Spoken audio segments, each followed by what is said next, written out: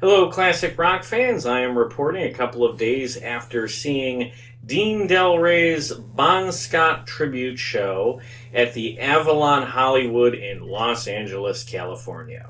This was a concert that was all about celebrating the music of Bon Scott, and it featured some incredible guest stars, including Gene Simmons, Josh Homme from Queens of the Stone Age, and stand-up comedian Bill Burr playing drums. So let me back up here. What is this show exactly? Well, Dean Delray is a comedian and podcaster who hosts a show called Let There Be Talk. That is a podcast I've been listening to since 2017, which is when I started listening to podcasts. And I believe his podcast, Let There Be Talk, is the single greatest rock podcast there is. So if you're not familiar, I would really encourage you to check it out.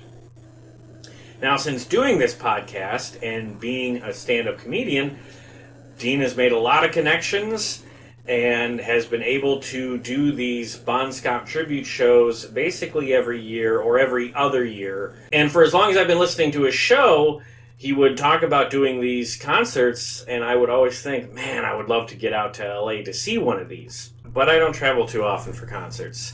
So it was always something that I'd like to get to, but never actually did, until late last year. He announced the 2026 show, and he said it would be held on his 60th birthday, and he also said it would be the last one. And it did not take me very long to decide that, yes, I want to come out there for that. I've never been to Los Angeles before. There are so many music sites I would love to see, and I absolutely wanted to see one of these Bon Scott tribute shows because they always sound like so much fun. So I decided to buy my ticket and book a flight to get out to LA to see this show. Now, being that it was my first time in LA, I was able to do a couple of things that I've wanted to do for a very long time, and I made the most out of my very short time there. I was able to visit the Rainbow Bar and Grill, which was an iconic nightclub that has all sorts of rock star history there. I got there right when it opened, so I was able to get all kinds of pictures without bothering anybody, which was really nice. I ate breakfast at Lemmy's Lounge, which is the outside part of the bar. They call it that because that was a favorite spot of Lemmy from Motorhead. In fact, he spent a lot of time there in his last years.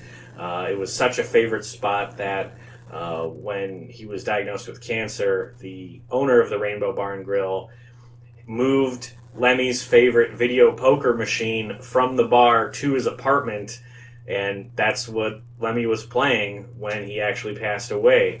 So Lemmy has some deep connections to the Rainbow Bar and Grill, probably more connections than anywhere else on Earth. And the Rainbow drove this fact home by putting up a statue of Lemmy in his honor, which was just incredible. So cool to see that in person.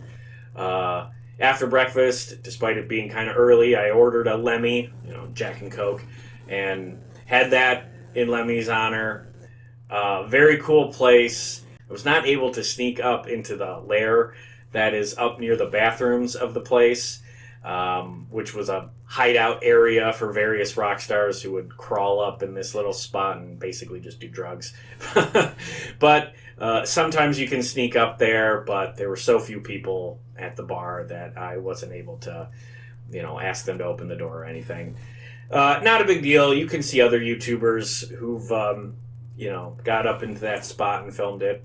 I just wanted to see the statue, have a Jack and Coke in honor of Lemmy, and get something to eat. So that was a cool way to kick off the trip. I went to my hotel, which was the Hollywood Roosevelt.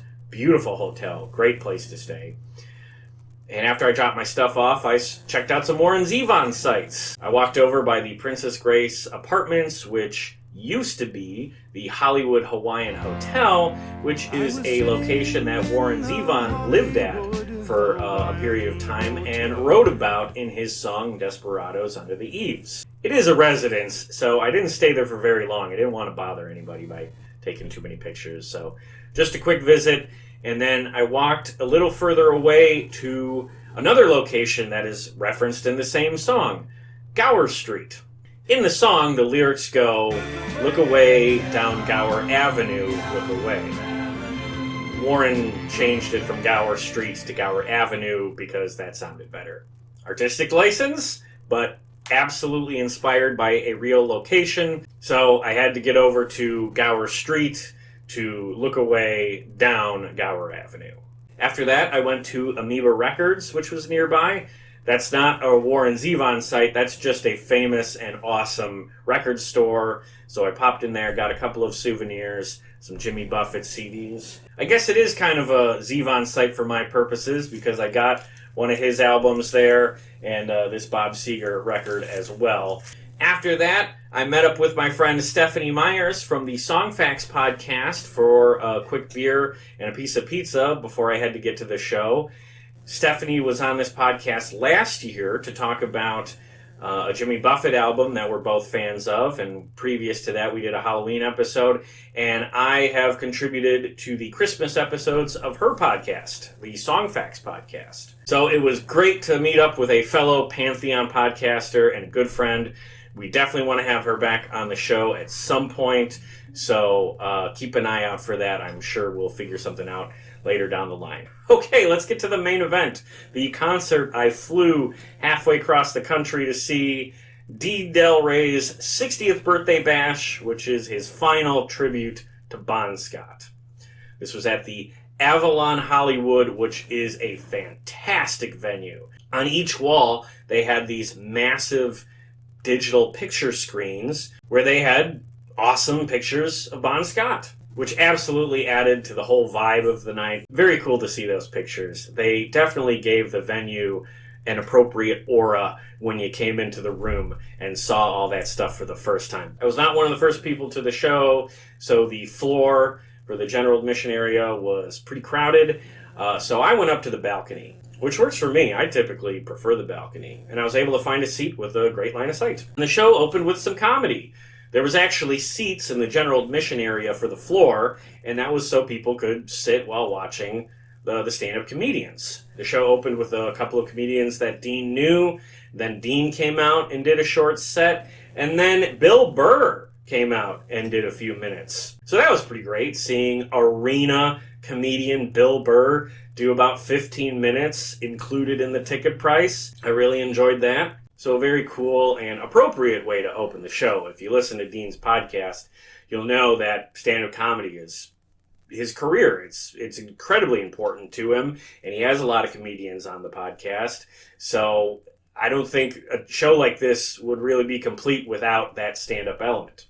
And let's get to that show. There's all kinds of great clips you can find of it on social media, and if you weren't at the show, I would encourage you to go find those clips just to get a little taste of what that night was like, because it was awesome. It was one of the best shows I've ever seen. And I say that because I love AC/DC, particularly the Bon Scott era of AC/DC, which there are very little options for someone like me to see those songs performed on stage. I've seen AC/DC a couple of times in concert, back on their Black Ice tour from 2008 to 2010. And of course they do a couple of Bon Scott songs, but that's only a part of the show, and there's a number of Bon Scott songs that they don't play. So let's talk about some of those songs. Now, after the comedians went off the stage, they cleared all of the chairs out of the floor area so more people were able to stand down there, which was great for me because that opened up more visibility in the balcony, which is where I stayed for most of the show. They opened the show with Livewire and then TNT. Man, TNT is such a great song. That's definitely one that got people dialed in. Of course, Livewire is a great way to open, but TNT was the one where everybody started singing along, and that really didn't stop for like the rest of the night. After that was Riff Raff and Bad Boy Boogie, a couple of fan favorites. And then we got our first surprise guest of the night. Drummer Chad Smith from Red Hot Chili Peppers came out for Whole Lotta Rosie, one of the best songs of the Bon Scott era, and we got someone who was not announced, which was a very cool surprise. Another unannounced guest who didn't play but was there was Billy Corgan from Smashing Pumpkins. He introduced the band, brought them out on stage, which should give you an idea of the attention that this show has gotten in the LA rock scene. And then after that, Dean talked to the crowd and he was like, "You guys want to hear a deep cut?" everybody always tells me I've got to have a deep cut in the set list, so we need to hear you on this one. And they did Squealer, which is very much a deep cut of the Bon Scott years. And people reacted well to it, because that's also a fan favorite. That's one of those, if you're a Bon Scott fan, you know that song. So that was a treat to hear. After that, we got one of the big heavy hitter guest stars of the night, Gene Simmons, came out on stage. Gene is one of the big draws of this show. When people reported on this show, it was, hey, this is going to have Gene Simmons from Kiss. This is going to have Josh Homme from Queens of Stone Age. Stand-up comedian Bill Burr. Some big names here. So I was very interested to see what Gene was going to play. Now, Gene did not play an AC/DC song. He played one of his. He played Deuce. Now, if you're thinking, well, why didn't he play an AC/DC song? It kind of makes sense to me. See, everybody on this bill were people that came up after Bon Scott. People who were inspired by Bon Scott. Gene is the one exception to that. He didn't come up after Bon. He didn't start a band because he loved Bon Scott so much. He was a contemporary of Bon Scott. If anything, he might have been an influence on Bon. AC/DC opened for Kiss a number of times back in the 70s, and that was a big deal for them. So Gene is celebrating Bon by basically representing the era that those two guys were from. And more to the point, Gene's real tribute to Bon was allowing his name to be on this poster by showing up for it. Because if Gene Simmons puts his name on something, people are going to pay attention. This event was able to sell tickets, a lot of tickets, because Gene's name was on the poster. That's how Gene contributes to the celebration of Bon. So I'm not going to sit here and say anything sideways about him not playing an AC/DC song. He didn't have to. And again, I think it's appropriate that he played a song of his that was from his era that he shared with Bon. And who knows, maybe it was a song that he knew Bon liked. And also, on a side note, as a fan of Dean Delray, seeing how much fun Dean was having playing alongside Gene doing Deuce, that was great, just as a fan of both of these guys, to see how much fun they were having. Because that's another thing that's important about shows like these. I talk about this in a lot of my concert reviews. For a concert to really work, the band on stage has to show enthusiasm and communicate that they are having fun and having a good time to the audience.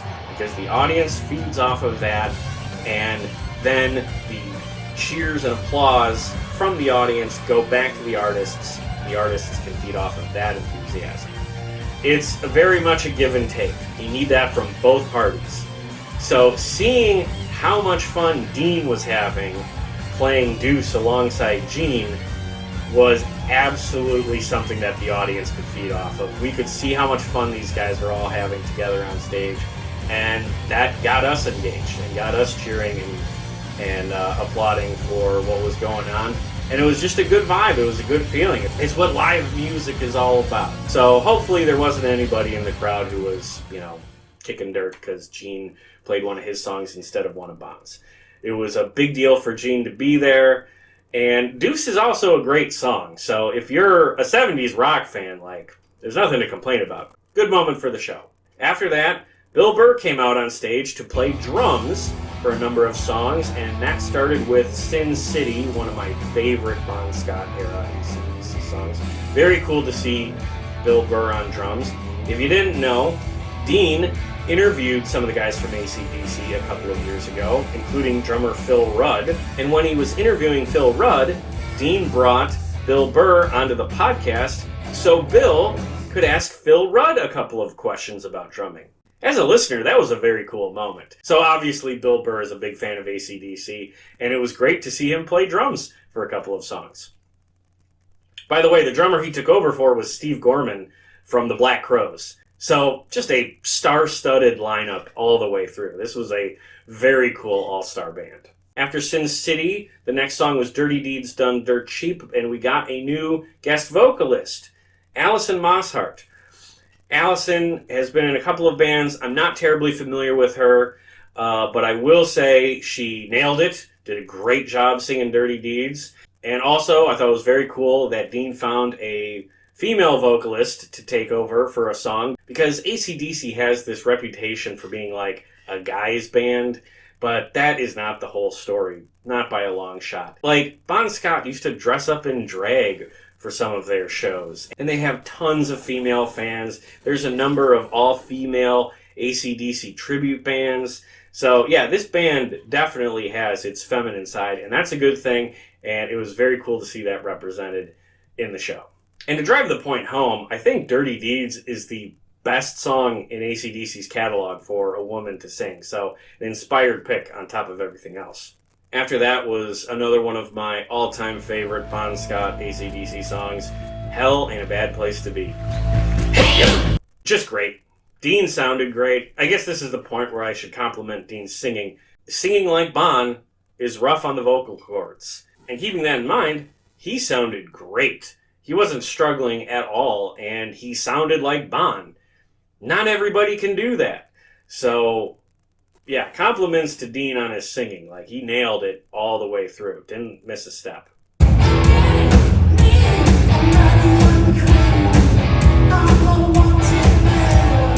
After that, Dean said they were about to play his favorite AC/DC song, which is another one of my favorites, Let There Be Rock, obviously the song that inspired the title of Dean's podcast. As they were playing it, I just kept picturing the music video that AC/DC has for this song in my head, where Bon's dressed up like a priest and they're in a church, and Angus is dressed like a choir boy with the little halo on his head. Very funny video, but also a video that absolutely captures that irreverent spirit of the Bon Scott era of AC/DC, which is why I love that band so much. After that song, Dean said there was only going to be 2 more, so at that point I decided to leave my seat in the balcony and watch the rest of the show on the floor, because although I do prefer to be in the balcony for shows, there is something to being on the floor for a little bit, and I wanted to experience that at the end. So I got up from my seat, and as I was coming down the stairs, I heard the opening riff to Highway to Hell, and that made me decide to take a strategic bathroom break, because I knew I would need to use the bathroom before I left the venue, and it's not because I don't like Highway to Hell. Love that song. But I have seen that song played more on stage than any other song. I know this because I use Setlist FM. So of all the songs in the set, this was the only one I did not need to see all the way through. And it was only gone a minute anyway, so I caught the back end of the song on the floor, and then it was time for the set closer, which featured the final big-name guest star of the night, Josh Homme from Queens of the Stone Age. And he came out alongside Marcus King, who is an established guy in his own right, and some of the other players from earlier in the night came back out on stage as well. So the stage was pretty crowded at this point. And the song they played was Night Prowler. And man, what an inspired way to close the show on. AC/DC has closed their concerts the same way for like 30, 40 years now. They're very formulaic in that sense, and I knew Dean was going to do something different. So I was very curious to what that would be, and I think Night Prowler is a fantastic pick. It's one of their slower and more bluesy numbers, and something that Dean talks about a lot in his podcast is the idea of danger in rock and roll. The idea that certain bands have an element of danger to them is at the core of the appeal of this whole genre. The Bon Scott era of AC/DC has that edge. It has that element. That's why I say AC/DC is a great Halloween band, because there's a horror adjacent element of it. With Night Prowler in particular, I mean, there's some real world horror that has connections to that song. So again, this song really exemplifies that danger element that AC/DC in their early days absolutely was all about. So to celebrate that and to highlight that by having that be the closer, I thought was just an inspired way to end the show. It really drove home how well thought out this show was and how much passion went into this show. And I guess that's why I bought the ticket, because I know how passionate Dean is about this stuff. not just about Bon Scott, not just about AC/DC, but about music, live music. And that passion is why I'm a fan of Dean's. It's why I listen to his show. So it was just so great to see that passion demonstrated on stage through this whole concert. Also, Josh Homme understood the assignment. I'm not terribly familiar with Queens of the Stone Age, but man, this guy looked the part. Like, first of all, he's like 6'10" or something. He's ridiculously tall. Came out wearing a huge jacket. Looked like the Grim Reaper. And he sounded fantastic. Like, he knew exactly how to sing that song. Knew exactly how to perform it. There's been some write-ups about this event since then, and almost everyone has highlighted what a great job Josh did with that song. So kudos to him for knocking it out of the park and closing the show on such a strong number that absolutely sent everybody out of that venue very happy. And after he finished up Night Prowler, everybody in the band got together to take a picture on stage, and that was my cue to hit it, because at this point I had been up for like over 21 hours straight, and I really wanted to get back to my hotel to get some sleep. But on my way out, I was able to buy one of these posters, which, man, just look at this. What a great event poster. That's the best picture of Bon Scott, right? It's the same picture that Jesse Fink used on his cover of The Last Highway. Bon at his best, so I'm very happy that I have one of these posters to hang in my basement bar now. So then I got back to the hotel, went to sleep, got up the next day, and before I flew home, I was able to visit with one more good friend of mine who's also been on this show, Anita Gevinson. Anita Gevinson was previously on this show a couple of years ago to talk about her book, You Turn Me On, I'm a Radio, which is all about her life as a rock radio DJ, and also about her time dating various rock stars like Warren Zevon. When she was on the show, she told me all sorts of fantastic Warren Zevon stories. And she also came back on the show last year to talk about the news that Warren Zevon had been inducted into the Rock and Roll Hall of Fame. So it was great to catch up with her and hear what she thought about Warren being inducted, and she told me some more great stories. Definitely want to have her back on the podcast as well. Hopefully we'll get to that this year. If you have not seen my interviews with Anita, I would recommend you check them out, because she is a great storyteller and was a lot of fun to talk to, and it was great to see her. So just a great time all the way through in Los Angeles. Got to see two of my friends who I've met through podcasting, got to see this amazing concert, got to go to the Rainbow and have a drink with Lemmy. I did my best to make the most out of my time in Los Angeles, and I think I did a pretty good job with it. So the only bummer about all this is that I can't really recommend you go see this Bon Scott show, because it's not a touring entity, and as it stands right now, I think this was the last one. So if you missed out, that's too bad, but I would encourage you to check out some of the videos of the event that are going to be on YouTube and social media now, just to get a little taste of what that night was like, because as someone who was there, it was great. It was really a lot of fun. And if you're not familiar with Dean's podcast, Let There Be Talk, I would definitely recommend you start listening to that if you're a rock fan. His catalog is deep, and he has interviewed some of the biggest names in rock history. And even when he interviews someone who's not necessarily a big name, he gets some great stories out of people. It's one of my absolute favorite shows. It's definitely an inspiration to me. You know, I can't do what Dean does, but like a big part of why I got into podcasting, specifically about rock music, the music I love, is because I listened to Dean's show and loved how passionate he was about the music he loves. And man, that translates. So a big part of why I do what I do on this channel is because of Dean and his show. So I'll leave it there. Dean, if you see this, you killed it. That show was phenomenal. Everything went so well. It was better than I had hoped, and I had hoped for a lot. So thanks for a great concert and a great evening. Made for a wonderful first-time visit to Los Angeles for me. Hopefully I'll get out there again, because Los Angeles has no shortage of music sites that I would also love to check out. Thank you very much for watching this video. If you are a fan of rock music, I would recommend you check out some of the other concert reviews I've done on this channel, because I've almost certainly reviewed a show from an artist or band that you're a fan of. And if you are that fan of classic rock, I would also recommend you check out not just Dean's podcast, but my podcast as well. Had a lot of great guests on in the last year, and we are going to be doing some very cool things in 2026. So please subscribe to this channel and stay tuned. And with that, I will just say keep rocking. And for my man Dean Delray, the candles are lit.